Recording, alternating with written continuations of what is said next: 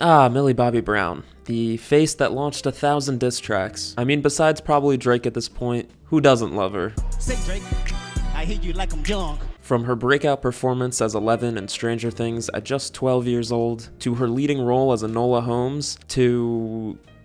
that's pretty much it. Honestly, everything else has been somewhere between mid and just straight up trash.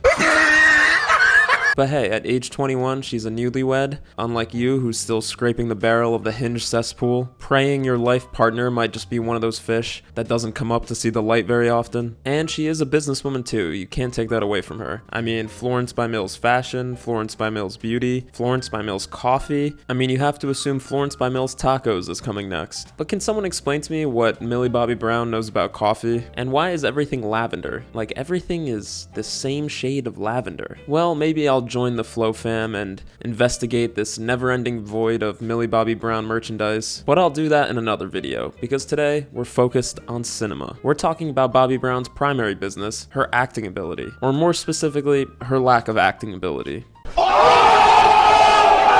Alright, yeah, I know that was unfair. It's not so much that she can't act, it's that her acting appears to be getting worse with every movie that she's in. Or at a bare minimum, every movie that she's in is worse than the one before. And in her defense, since Stranger Things, she's been in 2 Netflix Enola Holmes movies, 2 CGI monster slop movies, and 2 CGI Netflix slop movies. So in basically every one of these cases, she could have put on an acting masterclass, and it still wouldn't have saved a script written in crayon by ChatGPT. And let me tell you, with her last movie, The Electric State, I literally wish it was written by AI. ChatGPT could have taken the source material and written a better movie than the one we got. This is the movie that inspired this video because I just got done watching it and I literally feel empty inside. And $320 million for this movie? Does Millie Bobby Brown have a cocaine and addiction that I'm unaware of? Besides paying the salaries of her, Star-Lord, that guy from Breaking Bad, and Stanley Tucci, where did all this money go? Animating Mr. Peanut's disturbingly realistic eyes? But I'm getting ahead of myself. Let's just journey through Millie's house of CGI horrors together, in chronological order, which is also the best to worst ranking. Because over the years, I somehow ended up watching every single Millie Bobby Brown feature film. At the end of the day, I may be an asshole, but never call me picky. Even if it literally kills me, I'm gonna watch whatever shit Netflix decides to smear all over my screen. And if you're pulling up Rotten Tomatoes, or IMDb, or Letterboxd if you're a pretentious asshole, and about to comment, well actually there's no correlation between what year the movie was released and its critical reception. Do me a favor and f off. Why are you trying to use math to confuse me? I mean, are you a nerd or something? There's only one opinion that matters here, and it's mine. So stop being a noodle and come get progressively angrier with me. And with that being said, allons-y.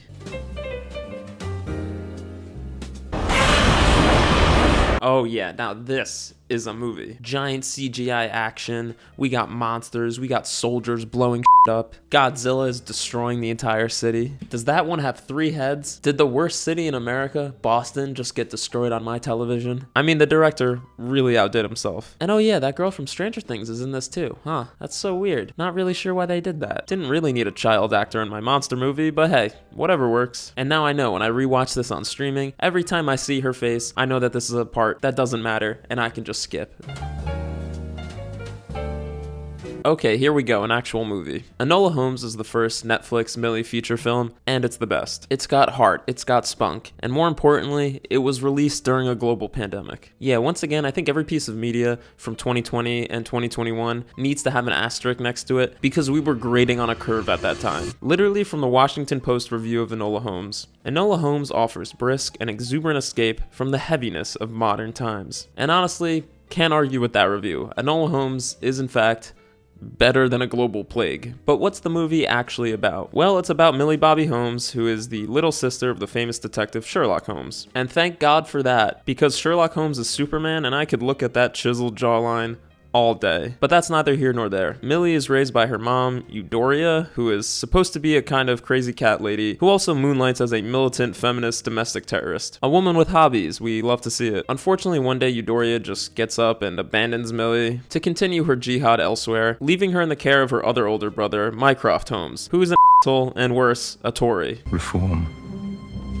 God help us. There's one thing this country doesn't need.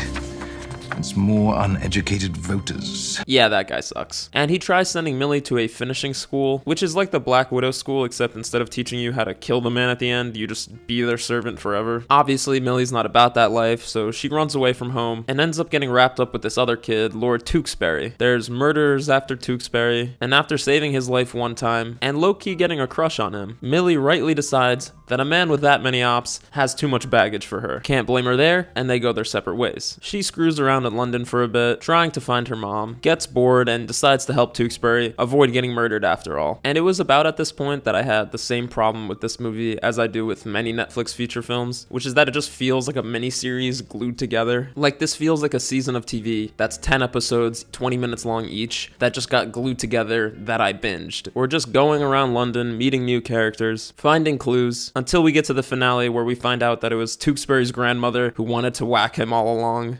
The future of the country is at stake.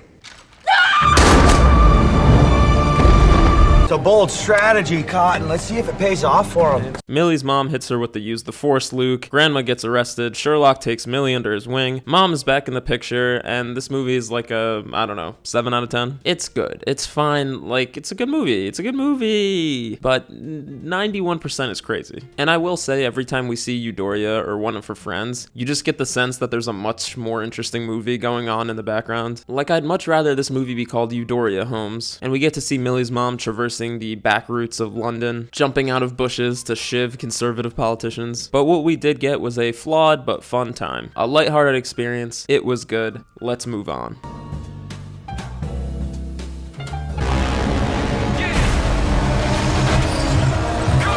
Oh my god, dude, they brought Kong into the movie. Giant monkey hits giant lizard. This is awesome. Are they fighting on top of an aircraft carrier? Man, this movie has everything. And oh my god, is that Millie Bobby Brown again? How does she keep wandering on set? Doesn't she know that this is a CGI monster movie? What is she doing here? So weird. Let me grab the remote again. We can fast forward this. And we're right back in London. After solving one case, Millie has opened up her own detective agency. Euphoria has graduated to maiming mailmen. And trying not to draw attention to herself. Who I suppose are still men. But business isn't working out for Millie. Nobody wants her, they just want her older brother, Sherlock. Except for this little girl whose sister has disappeared. And so Millie takes on the case of the disappearance of Sarah Chapman, who was a real historical figure, and what follows is the most boring 2-hour-long mystery I have ever experienced. Millie is supposed to be investigating the disappearance of a girl from a matchbox factory. A factory where the girls are getting sick and hundreds are dying. And spoiler alert, it turns out that the white phosphorus is what's making them sick. And Sarah Chapman has the evidence that will put these greedy capitalists away. And so we spend 2 hours circling the drain for a mystery that you probably solved in the first 5 minutes. And at about the 1 hour mark, the movie just forgets that it's titled Enola Holmes, and the show is just stolen by The Witcher, like as if the whole point of the first movie, which is that Millie can take care of herself, is forgotten, as she gets bailed out by Sherlock or her mother time and time again. But hey, it's great that she's becoming more vulnerable and opening herself up. 5 minutes after seeing a corpse in rigor, her and Tewksbury have their first kiss. Oh my... Is he? Stay unemotional. Fuck you! And that's another problem, which is that the tone of this movie is all over the place. People do actually die in this one, unlike the first, but the end result is a movie that feels half like a high school play and half like a really dark mystery. We just oscillate between the white phosphorus sweatshop girls to the wacky Millie Bobby Brown hijinks, from getting interrogated in a dark cell by Detective Mc to eating a muffin in a park. And again, I'm sorry, her acting is just worse in this one. It just is. Don't touch the ginger cake, please. Hopscotch with your bowels. It's stiff and weird, and that might just be because the writing is worse. I don't know. But yeah, what was this movie even about? Oh yeah, Mina Troy was an anagram for Moriarty. Oh my god, so genius. Stop it. Just stop it. And of course, the unending, unyielding power of capitalism is destroyed through interpretive dance. Tewksbury and Millie walk off into the sunset, and what I'm left with is a corporate, whitewashed fictionalization of the actual Match Girl strike. A story in which thousands of girls and women died or became disabled in the Brian and May match factory. Thanks for that, Netflix. I'll give this one a way worse than the original out of 10. Alright, Damsel. Flipping the old damsel in distress trope on its head. Because here, we have a princess who can and will open up a can of whoop ass on anybody. Dragon, we got smoke for you. Claire Underwood, we got smoke for you. We got Wish.com Daenerys, who's got hands for anybody, but unfortunately they forgot to make a good movie. This is the end of your story. Thank God. I think we're down to like 56% on Rotten Tomatoes now. Nice. Not gonna lie, I was kind of tempted to defend this movie just because the worst neckbeards on the internet hate it, but unfortunately not even my Olympic mind is capable of the mental gymnastics necessary to call this a good movie. But anyway, what do we got going on here? Well, Millie, who is no longer Enola but Elodie, is the princess of this snowy, impoverished hellscape, which I'll just call North Dakota. Her father, the king, is hard up for cash and decides to marry her off to Claire Underwood's rich prince son who lives in a generic fantasy land. Also, Angela Bassett is Millie's stepmother, which, how did they rope her into this? I hope she got a fat check because she did not need to be anywhere near this stinky pile of AI garbage. And every time I see her on screen, I'm reminded that this is a real big budget film with Hollywood stars, not a student film. But anyway, the marriage goes great. Millie was hesitant at first, but the prince is a great guy. There's a wedding, people are happily ever after, and the movie ends. Yeah, just kidding. He throws her in this pit where a dragon lives.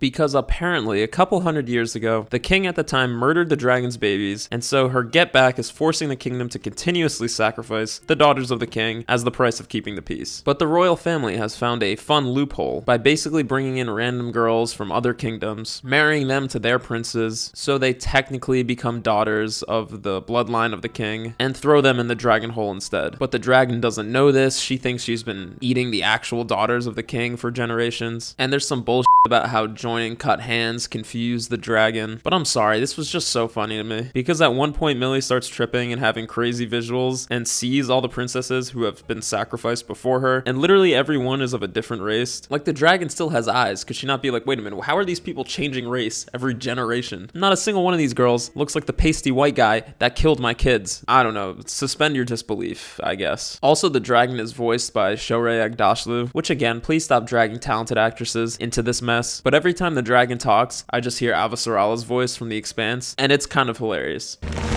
Your sister will come for you. Holden, do not put your dick in it. It's fucked enough already. Anyway, Millie explains to the dragon that she's getting played, then stabs her, then heals her, and then they murder every noble, peasant, and child in the entire kingdom. And Millie gets to ride home with her very own dragon, Millie of House Bobbie Brown, the first of her name, Queen of Florence by Mills, Lady of the mid-ChatGPT movies, and protector of the Netflix slop. I'll give this a 5 out of 10, max. Okay, we've made it to the end. Now, it's probably a little bit distasteful to launch into a discussion about a movie by discussing its budget, but unfortunately, I'm an incredibly distasteful person. I probably would not have watched this movie if I didn't see the headlines about its $320 million budget. Y'all know me, if it's expensive, I want it no questions asked. A $5 smoothie? I don't need the calories. A $20 smoothie? Now you have my attention. Sad to say though, there's nothing sweet about The Electric State. It goes even further in terms of the corporate soullessness than any other Millie flick, and it was reviewed accordingly. 16% on Rotten Tomatoes. Ooh-wee. But before I talk about the problems with this movie, what's it all about? Well, we're in an alternate timeline, 1994, where Millie, who is now Michelle, is living in a foster home in the aftermath of a world that had just had a war on robots. Humans created robots to do all the jobs that they didn't want to do, like deliver milk, or make ice cream, or construction. But then they started talking about wanting rights and stuff, which is obviously cringe. So there was a war that ended when Stanley Tucci developed the Neurocaster, which lets humans take control of these Sentry-like things. And also, the Neurocaster is just like an Apple Vision Pro. People in this society now spend all their time on it. You could almost call it an all-consuming, ever-present addiction to escapism. You know, if that sounds like an allegory for something. But anyway, don't worry about any of that, because Michelle has a dead brother whose soul has been trapped in this robot. And so now she has to take his goofy ass to the exclusion zone, which is basically the open-air prison where all the other robots live, in order to find out what happened to his actual human body. And then we meet up with Chris Pratt, and Giancarlo Esposito tries to kill them, and then they make it to the exclusion zone and find that Ouroboros from Loki is actually a doctor who apparently sold the half-dead corpse of Millie's brother to Center, or Center? I don't know. It's evil Steve Jobs or Stanley Tucci's company. And so Millie's brother, Christopher, is actually currently at Center HQ, where he's basically being used as the battery that powers the entire Neurocaster network, which, remember, the entire world runs on it now. And even the robots are like, damn, that's crazy. So they all get in a truck and drive from Texas to a somehow even more dystopian version of Seattle and try and break him out. But it turns out there's no way to separate Christopher from Center. So Millie pulls the literal plug on him and kills him in a scene that has no emotional weight whatsoever, and in doing so, murders Chris in cold blood, but also takes out the entire Neurocaster network. Yay, we did it, I guess. Listen, this movie sucks so hard because of what it could have been. The actual illustrated novel that this is based on is an incredibly bleak, depressing piece of media. It's a stark commentary on our rampant consumerism, our addiction to technology. There are the bones here for a masterpiece of a movie, and the visuals from that visual novel leak into this movie. You get great shots of like the center towers in the background just completely shadowing everything around them. But instead of that world, what we got was this happy-go-lucky Avengers which, rather than critiquing consumerism, is a prime example of rampant consumerism. How would you like your movie from Netflix brought to you by Panda Express? We found an old Panda Express in the X. All the food was still good. We got fortune cookies, General Tso's chicken, orange chicken, chicken fried rice, pork fried dumplings, all that stuff. Or how about this? The Mr. Peanut bot, which is literally the leader of the robots in this world, a champion of their yearning to be more than a corporate slave, literally got turned into a Planters Peanuts commercial. He's not even real, and he still can't escape being a corporate slave. Grab some Planters nuts and watch Mr. Peanut in the electric state. His corpse being trotted out to your television set by Big Peanut to sell you more nuts. We are literally living in satire, and this movie is a peak reminder. And of course, who else could have made this jumbled mess than the Russo brothers, who are the guys who did a bunch of the other Marvel slop. They're literally the Batman and Robin of making mass market, inoffensive trash that's only made to make you think, insofar as you think about buying a piece of merch. What was this video about again? Oh yeah, Millie Bobby Brown. Listen guys, sometimes I feel like I'm misunderstood because I'm so negative. I have nothing against Millie Bobby Brown. Is she a great actress?